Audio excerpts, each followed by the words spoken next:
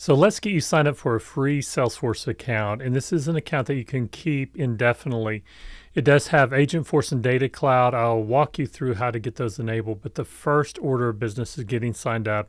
There's a new pathway to this as well from Salesforce, and this is at developer.salesforce.com/free trials. And then in addition to the developer environment or the featured trial is the Developer Edition, which has Agentforce and Data 360 available in it.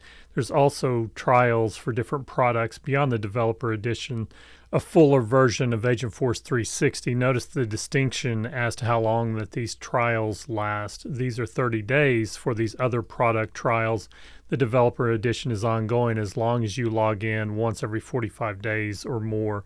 So we'll get the Developer Edition, and then this will take us to the free trial developer link. And here it's mentioning Data 360 and more. So you can select your region, your state, agree to the terms, click sign me up. I'm already signed into my Trailhead account, so it recognizes who I am. So it reduced down the entry points for that form. And so then I want to check my email to be sure that I received that. So that email will have a reset password button. You want to be sure and click that. Don't click on the other links, but click to set your password. You'll want to store or save your username and your password that are generated somewhere that you can refer to later. So I'm going to click on reset password. And that takes me to my new instance, and I've got to click reset password to set this for the first time. Then once again, your username will appear here for setting that. Yours will be different than mine, but notice that this is agentforce.com, not Salesforce.com.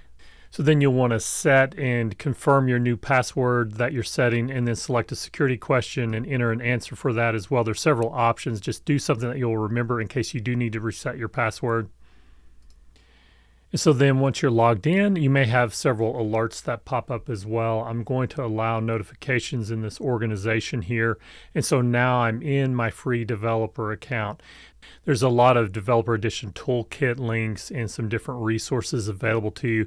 But one of the first orders of business, if you want to start enabling things such as Agentforce, you'll want to go to Setup. So I'm going to click the gear icon and select Setup. So one of the first things you want to do is go to Data Cloud Setup Home to see if Data Cloud has already been provisioned in these free developer accounts or not. Sometimes they are, sometimes they are not. So I'm going to go to Data Cloud Setup Home.